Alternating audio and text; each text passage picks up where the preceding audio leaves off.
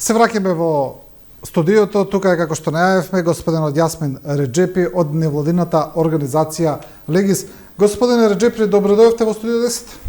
Добро ве најдов. Благодарам за поканата. Да почнеме со она што е најново. Имавме информации во однос на аџелакот во Мека, кој неодамна излегува во јавноста минатата недела, а тоа е за состојбите таму, за огромните жештини, за нестрикните случаи, за загинувањето на голем број на аџи, и ми се чини дека последната бројка беше над 1300 отприлика дека се загинати. Па да почнеме со ова. Вие имавте едно ваше објаснување во однос на целата ситуација, во однос на джилакот, што значи, како се изведува, и на крајот објасневте и зошто е оваа бројка на загинати. Па еве да објасниме за јавноста. Да, джилакот е, како што знаеме, се еден од 5 столбови на исламот како религија, се има своји правила и прописи. Првиот столб е сведочењето на едноштвото на Бога и прифаќањето на Божиот пратеник како последен во низата на Божји пратеници, односно истите оние старозаветни пророци кои што ги среќаваме во Библијата. Верувањето во Бог е исто така и во истиот оној Бог кој што веруваат евреите и христијаните. Тоа треба да се објасни. Често луѓето мислат дека муслиманите веруваат во некој друг Бог, но само името е на арапски Аллах, или на англиски ќе кажете God, или на македонски Бог. Вториот столб е намазот, односно молитвата, 5 пати на ден. Третиот столб е постот за Рамазан. Четвртиот е зекјатот, односно данокот кој што го даваат богатите со цел постигнување социјална правда во заедницата или во општеството. Тоа е 2,5% од богатството нивно да се даде за сиромашните. И петиот е всушност аджилакот. Аджилакот потекнува од времето на Аврам, кој што, или Ибрахим, кој што заедно со својот син Исмаил ја возобновиле Кјаба. Кјаба е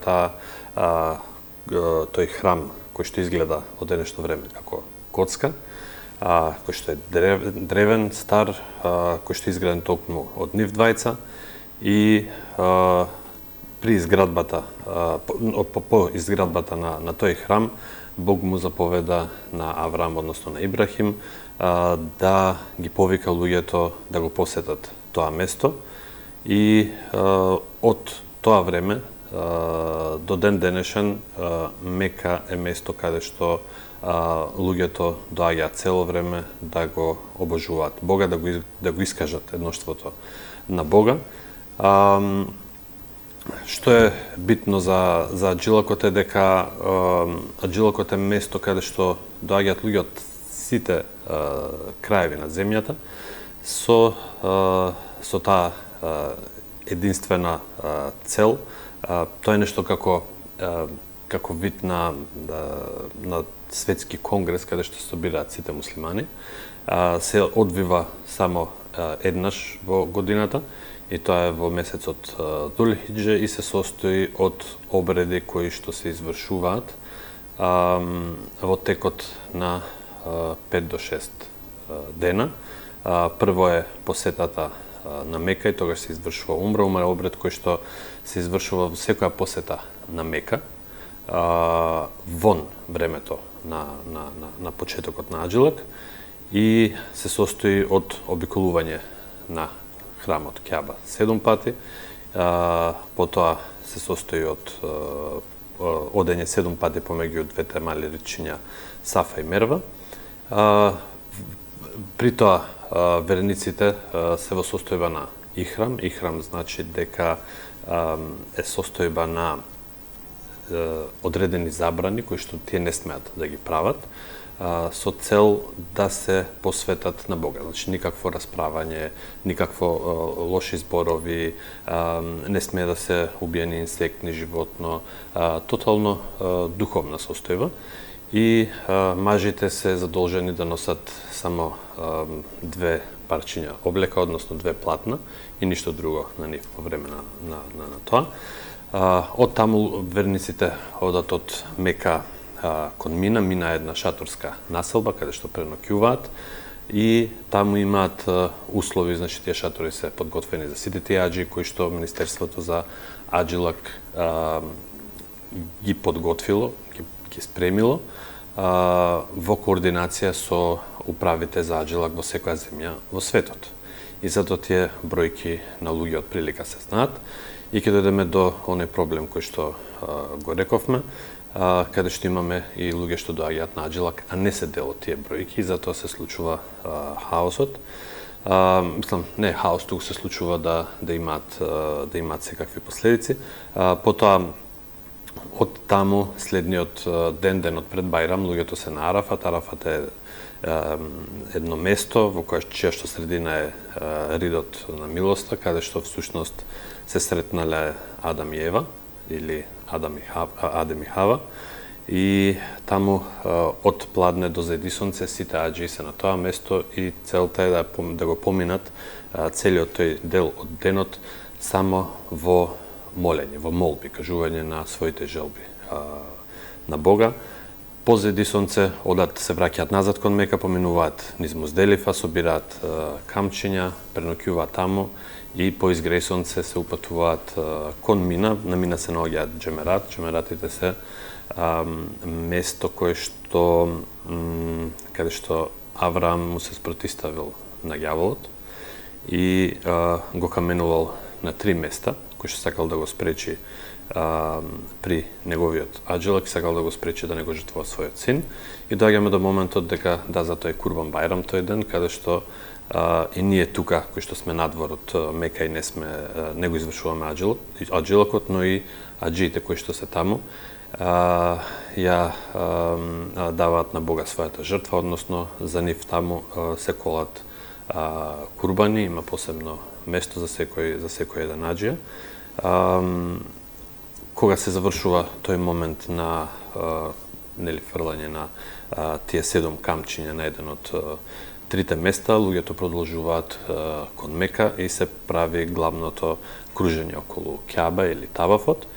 Со тоа се завршуваат главните обреди за Бајрам и главните обреди на Аџилакот.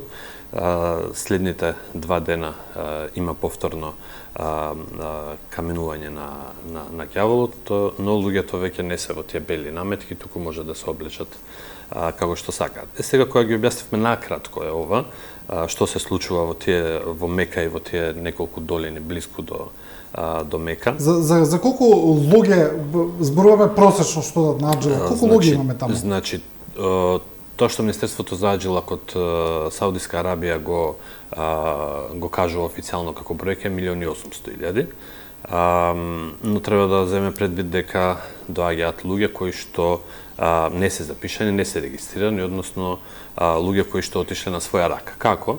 За да се отиде на Аџилак треба тоа да се направи во координација со уредите за хач или за Аџилак во матичните земји. Овие луѓе не го направиле тоа и одат неколку месеци порано и престојуваат малтене на црно во Мека или во Медина и после тоа влегуваат заедно со сите аџии да го извршуваат Аџилакот.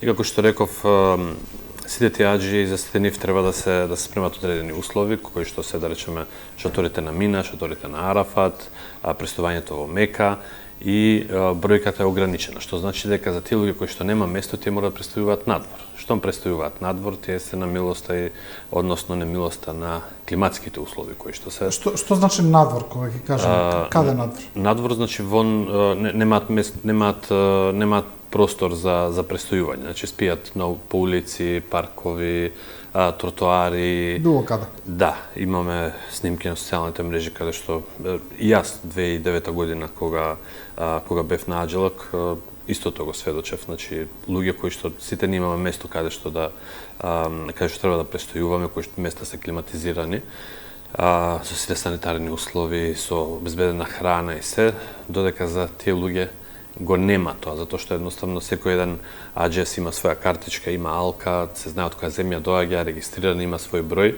и може да влезе на тие места и тоа се прави и заради безбедност на луѓето, но и заради да се знае кој е каде и овие луѓе не припаѓаат нигде од во тие групи не може да се прошверцува, да речеме на тој начин, бидејќи обезбедувањето околу сите тие места е со полиција, со војска, со волонтери од Саудиска Арабија, дури од надвор, кои што им помагаат, и едноставно не може да се влезе во местата за сместување толку лесно.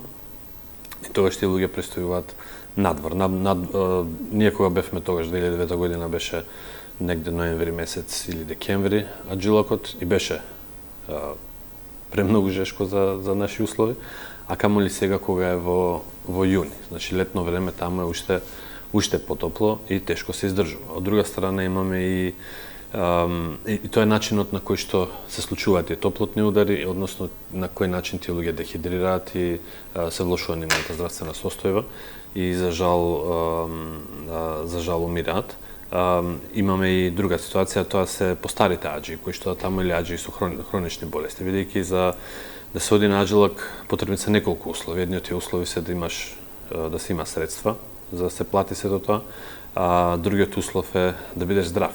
Многумина сметаат дека треба да го поминат животот во грешење и на крајот на живот, како да знаат кога ќе биде крајот на животот, или после пензија да отидат да се покајат на Бога и да го сменат начинот на живот. Тогаш на крајот да се искупат. Да, што е погрешно, бидејќи човекот треба да е во таа етика, ако е верник, да следи верата и кога е млад, не само кога е стар, бидејќи всушност кога е млад може, кога е стар многу работи не може.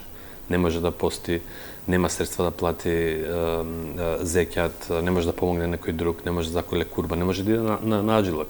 И често пати има таму, нели, и луѓе кои што ги буткаат на колички бидејќи не може да се движат, но тоа ја уназадува групата. Тоа прави обструкција на сите кои што имаат можност да ги извршуваат, бидејќи аджилокот е физички напор при правењето на сите тие богоугодни дела и тие кои што се постари лица или кои што имаат хронични болести не може да ги извршат. И таквите временски услови влијаат и на нив и доколку нема соодветна медицинска нега, се случува и дел од нив да бидат нели да умрат, да бидат жртва на тоа време.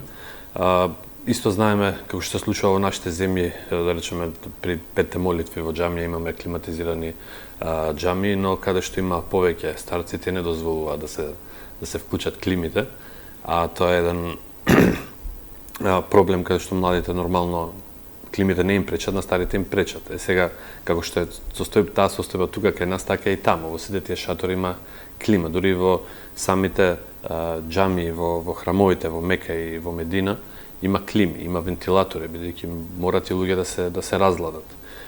Се работи за милиони луѓе и треба да се достигне таа некоја температура каде што може полесно да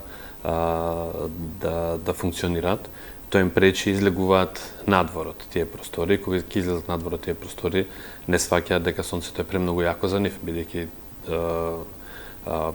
не сите луѓе кои што се таму припаѓаат на иста климатска зона и тоа им пречи. Така да и тоа е еден од тие фактори кои што влијаат за да се зголеми смртноста на луѓето. Па еве, отприлика тоа на некој начин го кажува и Министерството за здравство на Саудиска Арабија.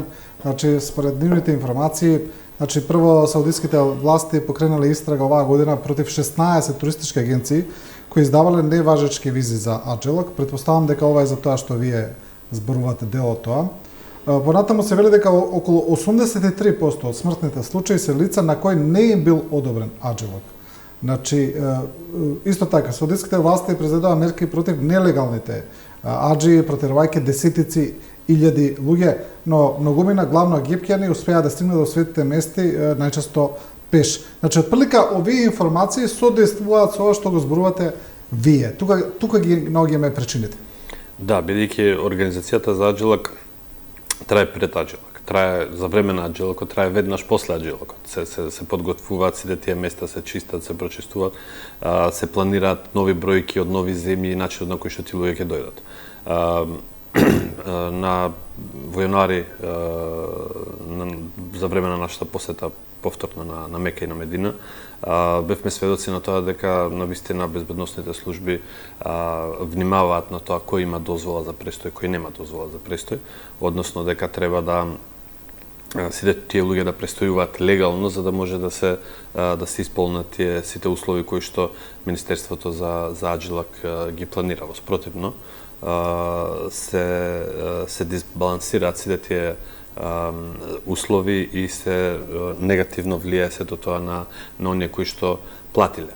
Кога сме кај плаќањето и кај легалниот статус, битно е да се напомене дека ова време условите за Аджилак во последните неколку години се подобрени, во смисла, а сето тоа чини многу. Во која смисла? Претходно, кога луѓето оделе на Аджилак од било кои простори, на агенциите кои што тоа го спроведуваат од земјите кои што се надвор од Саудиска Арабија, им е во корист да понудат поевтина цена. И повеќето хотели има минимални услови за прием на аџи.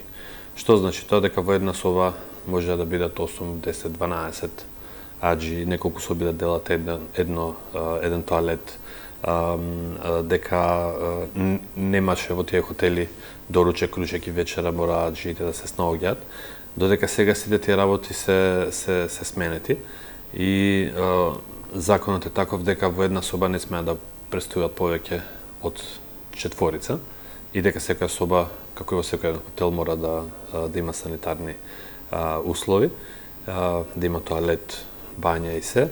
И тоа нормално ја крена цената. Ако пред неколку години Аджилакот може да се студи на Аджилак за 2000 евра, сега од Македонија последната цена за Аджилак е над 6500 евра. Што значи не може секој да го приушти тоа. Штом не може секој да го приушти, тоа значи дека има многу луѓе кои што ако живеат во близина на Саудиска Арабија или можат на поевтин начин да стигне до Саудиска Арабија, тогаш се трудат да, кој што би рекле жаргонски, да се шверцуваат, значи да поминат на тој начин, за да поминат поевтино. Не е исправно тоа дека луѓето кои што немаат средства треба да бидат да отидат таму на било кој начин. Иако емоционално ги разбирам тие луѓе, сакаат да отидат во Мека, сакаат да отидат и во Медина на крајот на Аджилакот или пред Аджилакот, но Аджилакот е една институција, столб на исламот кој што има своји услови и правила, а првиот е дека треба лицето да има средства за да отиде. Ако нема средства, значи тоа треба да го направи јавно, треба да го направи легално, треба да ги обезбеди средствата за патување, за престој, за враќање назад, но и средства за да неговото семејство во местото од каде што тргнал, треба да може да живее за тој период. Да, треба да се разбере дека влијае не само на себе, туку и на оние околу себе, како што велите, но и на тие што е таму. Да, да речеме во времето кога мојот прадедо бил на Аджилак 60-тите години, тоа траело повеќе од 2 месеци. И тој морал да обезбеди средства, оделе од тоа време со автобуси, требало да обезбеди средства кои што не биле климатизирани, да обезбеди средства за тој пат, за тој престој и за враќање назад. И секогаш било прашање дали некој ќе се врати, бидејќи оделе постари. Пред тоа време луѓето оделе со коњи, со камили, патувале можеби цела една година додека да стигнат и додека да се вратат. И било прашање дали воопшто ќе се врати некој таму. Во ова време не е така и мислам дека е олеснет пристапот, но од друга страна треба да се запази моментот дека сето тоа треба да биде на еден легален начин и треба, бидејќи секогаш кога ги почитуваме правилата, тогаш е полесно за сите нас кои што сме таму или за сите тие луѓе кои што ги извршуваат тие обреди таму, согласно правилата и согласно се што е планирано. Да. Добро, да преминеме на останатите работи кои се случуваат. Една од нив е конфликтот, војната во Газа, или некои би кажале и геноцидот на Израел врз палестинците кои се одвива таму. Гледаме дека состојбата не се смирува, дека војните активности не престануваат, а со тоа и страдањата на палестинците. Секојдневно читаме страшни податоци. Еден од нив е последниот од Обединетите нации, Агенцијата за деца, кои вели дека 10 деца дневно губат една или две нозе во Газа. Тоа е една од грозоморните информации кои произлегуваат таму. Да, состојбата во Газа не се смирува. Напротив, бројката на жртви, на убиени расте, на повредени, односно трајно осакатени расте, на деца кои што останале без родители и родители останале без деца расте, а меѓународната заедница нема механизми како тоа да го спречи. Иако САД излегоа со едно решение кое што дури беше изгласано во Советот на безбедност, сепак страните во конфликтот, ако можеме да кажеме, односно пред се не двете страни, туку агресорската не сака ни да слушне за такво нешто, туку напротив, скоро мината година беа гаѓани и уништени просториите на Црвената полумесечина. Цело време се гаѓаат просториите на Обединетите нации, а тоа што често пати светот го занемарува е дека било какво уништување на она што е на Обединетите нации е напад на сите тие земји членки на Обединетите нации. Сите тие земји членки на Обединетите нации треба да изнајдат механизам за стопирање на оваа војна. Ние како помали држави не сме во можност да направиме нешто повеќе за тоа да се спречи, но треба барем да декларираме, да знаеме на која страна сме во овој историски конфликт, не во смисла на страна помеѓу Израел и Хамас, туку на страна на мирот, на страна на тоа дека бараме да се спречи она што очигледно веќе го премина и она што беше геноцид во Сребреница. Значи, бројките се преку 37-38 000 загинати, што е 5-6 пати повеќе од она што се случи во Сребреница. И за разлика од претходната власт која што имавме во државата, каде што немавме никакви изјави во однос на случувањата таму, новата председателка на државата имаше изјава дека палестинците не се Хамас, дека тоа што се случува таму е очигледен геноцид и ние треба да бидеме против истиот и да бидеме на страната на сопирањето на војната и на мирот, односно на страната на мирот. И мислам дека тоа треба да се, таква една политика треба што поскоро да излезе и владата со такво нешто и да се знае дека ние како држава на која страна сме, додека како општество гледаме на социјалните мрежи, сите луѓе се згрозени од тоа што се случува таму. Ние како хуманитарни организации се трудиме да видиме тој гласот на нашите граѓани, да испратиме хуманитарна помош. Испраќавме предходно,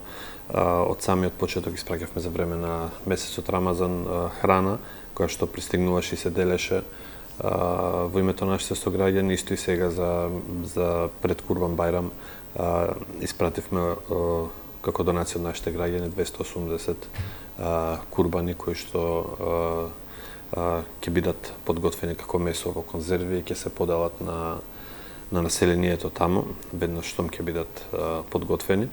Тој е максимумот што можеме како граѓански сектор во име на граѓаните да направиме, додека државите имаат своја собствена одговорност, дипломатска, а тоа е да се организираат и да направат притисок таквите војни и таа агресија и геноцид што се случува таму да престанат што побрзо.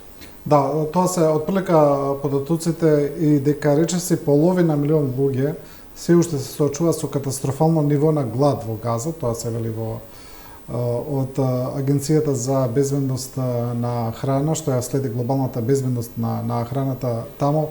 Гледаме дека таа хуманитарна помош која за Газа стига, се обидуваат државите да ја праќаат, но има проблеми со доставата. Гледаме дека се прекинува, се пресретнува од страна на Израел, но гледаме информации дека и од страна на Хамас има некои проблеми во таа логистика.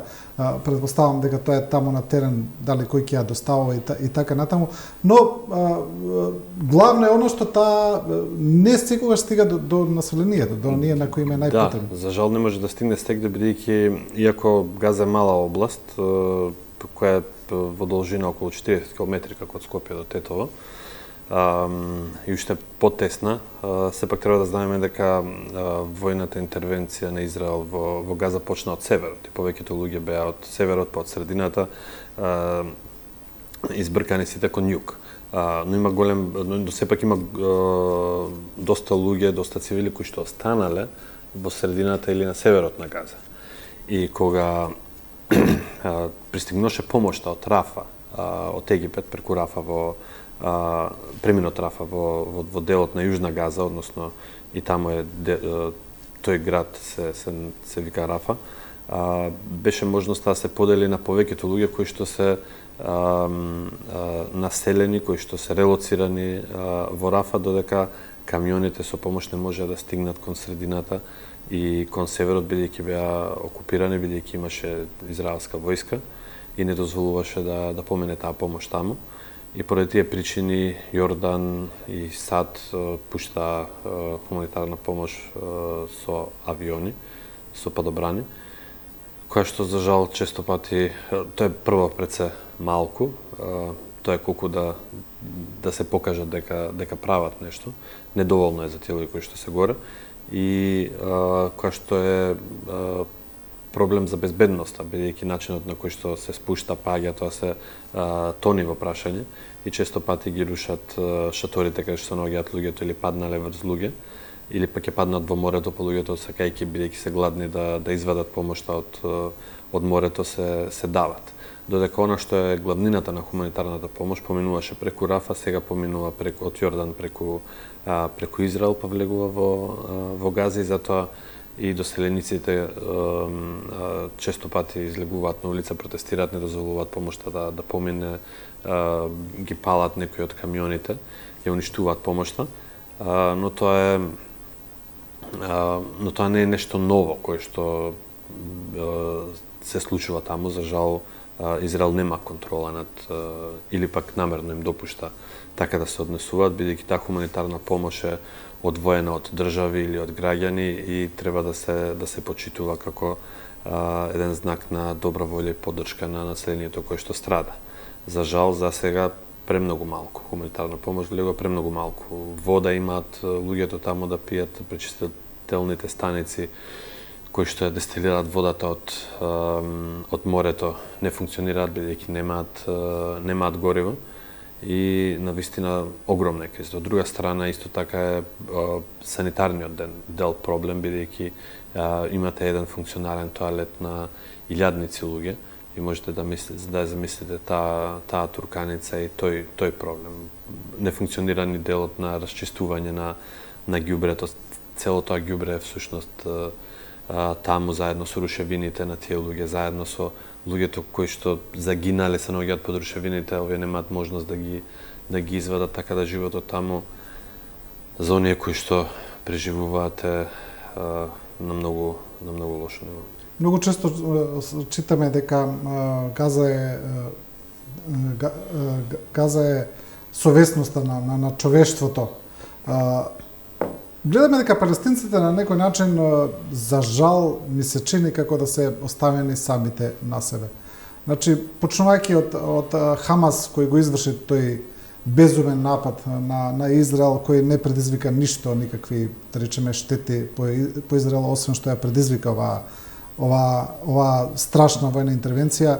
Гледаме дека за светот веќе констатираме дека таму владаат интереси, политиката, големите сили ја користат Палестина за препукување помеѓу себе, но за жал и околните арапски држави ми се чини не прават доволно за да се спречи ова што секојдневно се случува пред нашите очи. Да, палестинците се жртва, народот се жртва уште од 48 година. Жртва се на тие нивни покрети кои што неразумно делуваат, како последниот случај кој што го спомнавте, а кој што и неколку години претходно во такви слични обиди, истото го спомнавме во емисија со вас. Од друга страна, жртва се на окупаторот, на меѓународната заедница која што молчи и дозволува да ние во 21. век имаме се уште земја која што окупира друга земја, која што окупира туѓа територија, која што окупира други луѓе, брише нивната култура,